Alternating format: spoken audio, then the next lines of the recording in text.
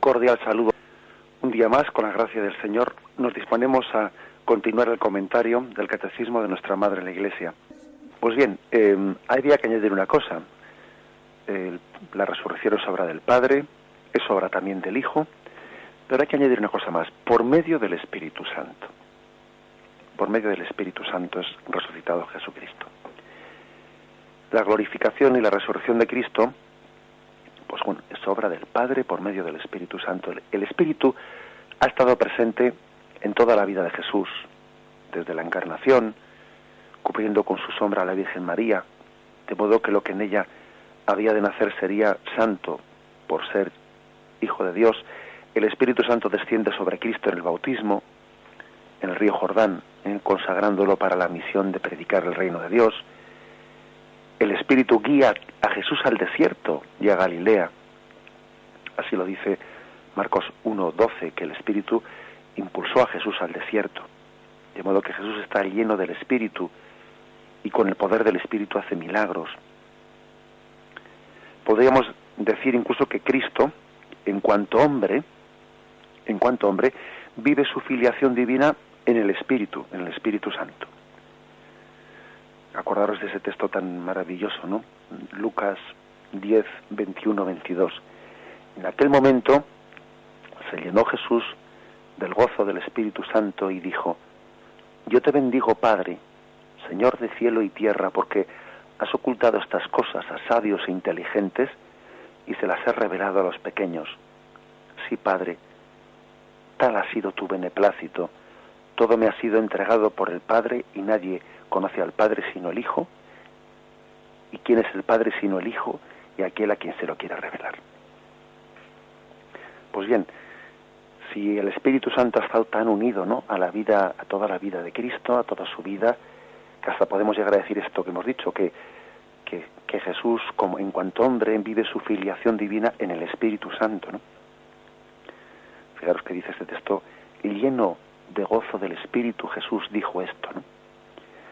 Pues hay que decir que la resurrección es también obra del Espíritu, que por medio de él resucita el Padre a Cristo de la muerte. Fijaros el texto Romanos 1, 3, 4. Acerca de su Hijo, nacido del linaje de David según la carne, constituido Hijo de Dios con poder, según el Espíritu de santidad, por su resurrección de entre los muertos. Según el Espíritu, por su resurrección de entre los muertos. Es curioso que se nos hable de que Cristo ha resucitado y es glorificado en el Espíritu Santo. Es el Espíritu Santo el que transforma a Jesús en espíritu vivificante.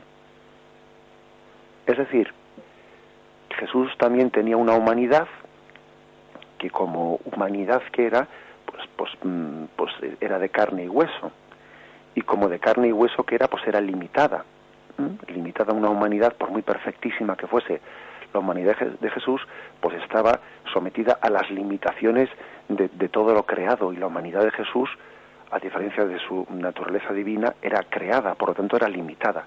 Pues bien, fue glorificada en el Espíritu Santo, haciéndola un espíritu vivificante, de manera que ya la humanidad de Jesucristo no tuviese esa limitación, y la humanidad de Cristo se convirtiese, al espiritualizarse en la resurrección, se convirtiese en cauce de la gracia ilimitadamente hacia todo el mundo. Los límites que tuvo Jesús mientras que vivió 33 años entre nosotros, porque evidentemente esa humanidad era limitada, y no todos podían verla, únicamente los que vivían en Palestina. Y no todos podían oírle, sino los que estaban en aquel sitio. O sea, la humanidad de Cristo estaba limitada a un espacio y a un lugar. Tras la resurrección, esa humanidad es glorificada, y entonces es como un espíritu vivificado. Es vivificada por el Espíritu, de manera que la humanidad de Cristo ya no está limitada a aquel espacio, a aquel lugar. Es un cauce de gracia universal para todos, ya sin límites. No tenemos que envidiar a los apóstoles, ¿no?, que convivieron con Jesús y fueron testigos de aquella humanidad santísima de Jesús, porque ellos vivían aquella presencia, pero con la limitación de una humanidad que todavía no había sido glorificada, pero ahora ha sido glorificada. Y se convierte en un espíritu vivificado para todos nosotros. Fijaros, 1 Corintios 15:45. En efecto, así es como dice la Escritura. Fue hecho el primer hombre Adán, alma viviente. El último Adán, espíritu que da vida. El último Adán es Jesús, ¿no? Es decir, se compara que el primer Adán, pues Dios le dio el alma, entonces fue hecho espíritu viviente. Pero que el último Adán, Jesús, ha sido constituido espíritu que da vida. No solo ya como al primer Adán se le da el alma humana, es que a Cristo se le ha dado el Espíritu Santo a su humanidad, de manera que se convierte en un espíritu que da vida. Ha sido espiritualizada la humanidad de Cristo. Y se convierte en un espíritu que da vida a todo el mundo. De modo que el que había nacido según la carne, Jesús, de la estirpe de David, alcanzó, por la fuerza del Espíritu, pues en virtud de la resurrección, el ser espíritu vivificante. Antes, Jesús, en ese sentido, al nacer de la carne, era carnal. Y ahora, tras la resurrección, es espíritu vivificante para todo el mundo.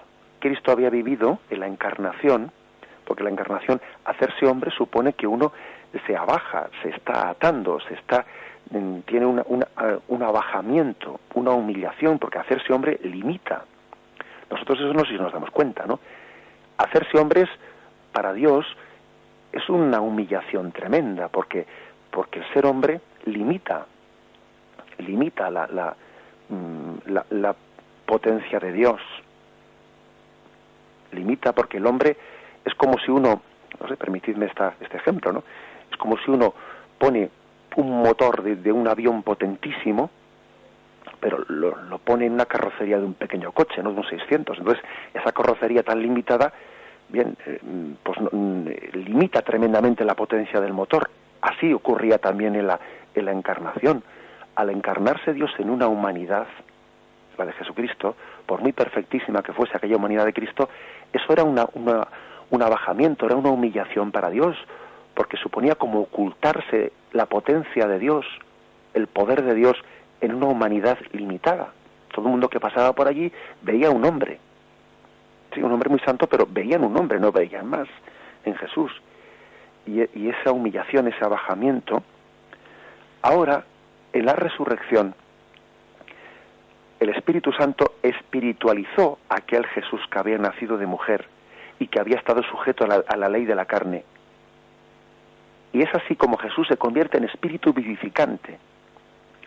La resurrección, pues, es la culminación de la obra salvífica del Padre, pero en primer lugar porque en Jesús supone la capacidad de transmitir su gracia a través de la humanidad a todo el mundo, porque ha sido espiritualizada y es cauce, totalmente espiritualizada la humanidad, cauce de salvación para todos. Así es como Jesús derrama el Espíritu sobre todos los hombres. Es el don pascual para todos nosotros, el don que él mismo había recibido en la exaltación por el Padre, pues es el don para toda la humanidad. En la vida temporal hay que decir que el acto de amor supremo que se realiza entre el Padre y el Hijo tiene lugar en el instante en que el Hijo entrega su vida al Padre y en el que el Padre, que ama al Hijo, lo glorifica, que en ese momento es cuando se da el Espíritu Santo. El Hijo se ofreció al Padre, el Padre lo aceptó, y de esa mutua entrega dimana el Espíritu Santo. Hemos dicho antes que la resurrección es el abrazo de amor entre el Padre y el Hijo, abrazo del que dimana el Espíritu Santo para todos nosotros, ¿no?, en su misión temporal. Ese abrazo que es la resurrección, el Padre abraza al Hijo resucitándole. Pues bien, de ese abrazo viene para nosotros el Espíritu Santo. Así es lógico que a la Pascua de resurrección siga Pentecostés. El Espíritu, que en la Trinidad es el amor mutuo entre el Padre y el Hijo, se consuma se nos da a nosotros, ¿no?, tras la resurrección de Jesucristo. Cristo queda pues glorificado en la resurrección por el Espíritu Santo. Vamos a leer un texto importante, que es Romanos 1, versículos 3 al 4. Dice: el que nació de la estirpe de David según la carne, el que fue constituido Hijo de Dios con poder, según el Espíritu de Santidad desde la resurrección de entre los muertos, Jesucristo, Señor nuestro. Fijaros, creo que es un buen resumen explicar este texto. Es decir, a Jesús se le dice que nació de la estirpe de David según la carne, pero que fue constituido Hijo de Dios con poder por la resurrección. ¿Qué quiere decir esto? Hombre, Jesús había sido Hijo de Dios siempre, desde toda la eternidad, y desde el momento que se encarna es Hijo de Dios desde siempre, pero no con poder.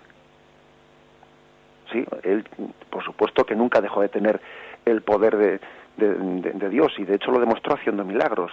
Pero los milagros, fijaros bien, eran excepciones, momentos en los que el Señor manifestaba su divinidad, pero de ordinario Jesús vivía oculto en la humanidad, es decir, vivía humillado, vivía en la limitación de la carne, en la limitación de lo que supone ser hombre. Pues bien, la resurrección le constituye a Jesús Hijo de Dios en poder, en gloria. O sea, ya la resurrección a Jesús le da una glorificación que ya no tiene una humanidad como la de antes, que estaba continuamente velando, ocultando su divinidad, sino que a partir de ahora la humanidad glorificada de Cristo será manifestación de gloria. Por eso también hablamos de dos venidas, ¿no? Cuando Jesús vino en Belén, vino pues con una gloria ocultada, y cuando venga en gloria al final de los tiempos, vendrá en gloria el día de la parusía, porque ya será una humanidad resucitada y glorificada, claro. Entonces este texto que dice que en la resurrección Cristo fue constituido Hijo de Dios con poder, quiere decir que hasta resucitar había sido Hijo de Dios humillado. O sea, voluntariamente había renunciado a vivir ordinariamente, pues manifestando su gloria. Más bien la ocultaba. La manifestaba en momentos concretos como el Tabor, etcétera, pero de ordinario vivía con una gloria ocultada. Ahora sí, la manifiesta en poder. En resumen, en la resurrección, en ella, Cristo ha pasado de la debilidad de una humanidad semejante a la nuestra a la potencia de una humanidad exaltada, como conviene, ¿no?, a esa naturaleza de ser Hijo de Dios. Cristo en la encarnación se rebaja en una carne humillada, en una condición de siervo que oculta su divinidad. Ahora, en cambio, en virtud de la resurrección, Cristo posee en su humanidad y en su cuerpo todo el esplendor de la divinidad. Su humanidad ya no es según la carne, sino según el Espíritu. Ha sido espiritualizada para ser autor de vida. Bien, damos gracias a Dios por ese don de la resurrección. Únicamente termino diciendo que el punto 650, lo leo: los padres contemplan la resurrección a partir de la persona divina de Cristo, que permaneció unida a su alma y a su cuerpo separados entre sí por la muerte. Es decir, que los padres de la Iglesia recuerdan que la resurrección también hay que explicarla, porque incluso cuando Cristo estaba muerto, en ningún momento la segunda persona de la Santísima Trinidad llegó a separarse ni del alma humana de Cristo ni del cuerpo que estaba en el sepulcro. La unión del Verbo con la naturaleza humana de Cristo en ningún momento dejó de ser efectiva en el momento de la muerte.